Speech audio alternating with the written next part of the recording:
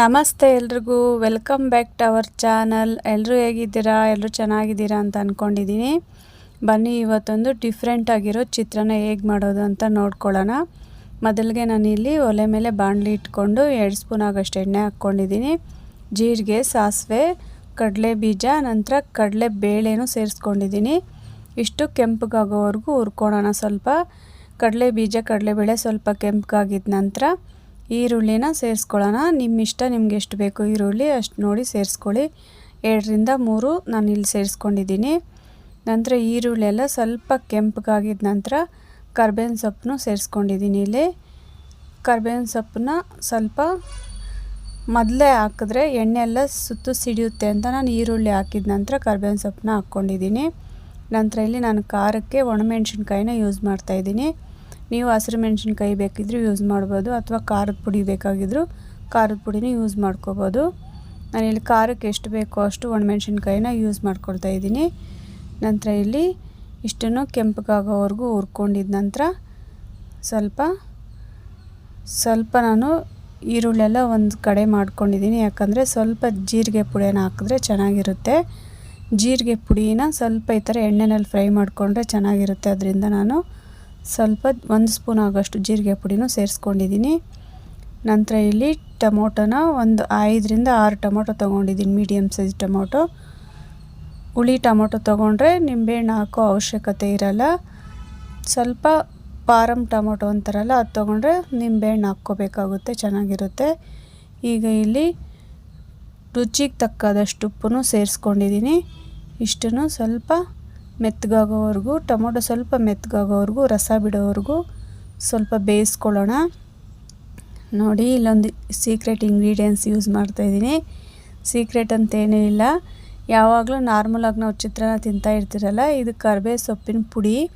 ನಾನು ಕರಿಬೇವು ಸೊಪ್ಪು ಯಾವಾಗಲಾದರೂ ಜಾಸ್ತಿ ಇರಬೇಕಾದ್ರೆ ಈ ಥರ ಒಣಗಿಸಿ ಪುಡಿ ಮಾಡಿ ಇಟ್ಕೊಂಡಿರ್ತೀನಿ. ಈ ಥರ ಕರಿಬೇವಿನ ಸೊಪ್ಪು ಚಿತ್ರಾನ್ನ ಮಾಡೋದ್ರಿಂದ ತುಂಬ ಚೆನ್ನಾಗಿರುತ್ತೆ. ನಂತರ ಆರೋಗ್ಯಕ್ಕೆ ಕೂಡ ಒಳ್ಳೆಯದು.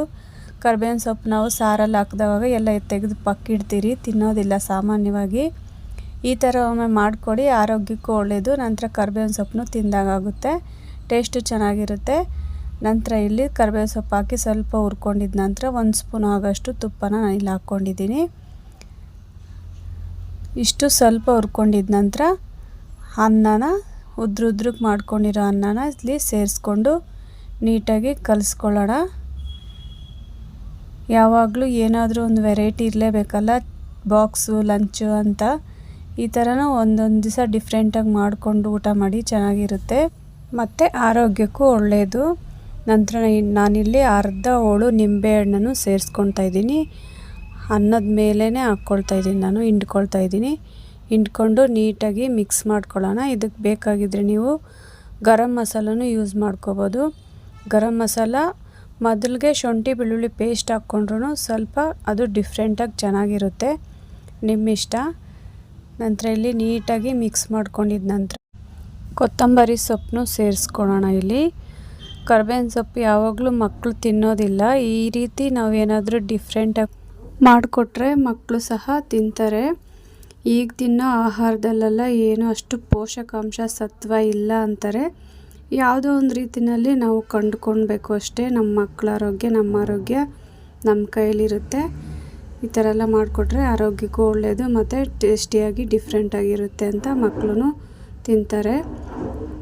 ನಂತರ ಇಲ್ಲಿ ಕೊತ್ತಂಬರಿ ಸೊಪ್ಪನ್ನು ಸೇರಿಸ್ಕೊಂಡು ನಾನು ಕಲಿಸ್ಕೊಳ್ತಾ ಇದ್ದೀನಿ. ಕರಿಬೇವಿನ ಸೊಪ್ಪು ಕೂದಲಿಗೆಲ್ಲ ತುಂಬ ಒಳ್ಳೆಯದು ಅಂತಾರೆ, ಅದಕ್ಕೆ ಈ ಥರ ಟ್ರೈ ಮಾಡಿ ನೋಡಿ. ಬೆಳಗಿನ ಟಿಫನ್ ರೆಡಿ. ಯಾರೆಲ್ಲ ನಮ್ಮ ಶ್ರೀ ಮಂಗಳ ಅಡುಗೆ ಮನೆ ಚಾನಲ್ಗಿನ್ನ ಯಾರೆಲ್ಲ ಸಬ್ಸ್ಕ್ರೈಬ್ ಮಾಡ್ದಿರ ನೋಡ್ತಾ ಇದ್ದೀರಾ, ಪ್ಲೀಸ್ ಸಬ್ಸ್ಕ್ರೈಬ್ ಮಾಡ್ಕೊಳ್ಳಿ. ನಿಮ್ಮ ಫ್ಯಾಮ್ಲಿ ಫ್ರೆಂಡ್ಸ್ಗೆಲ್ಲ ಶೇರ್ ಮಾಡಿ. ಟಿಫನ್ ಬಾಕ್ಸ್ ರೆಡಿ ಆಯಿತು, ನಿಮ್ಮ ಮನೇಲಿ ರೆಡಿ ಆಗಿದೆ ಅಂತ ಅಂದ್ಕೊಂಡಿದ್ದೀನಿ. Thank you for watching.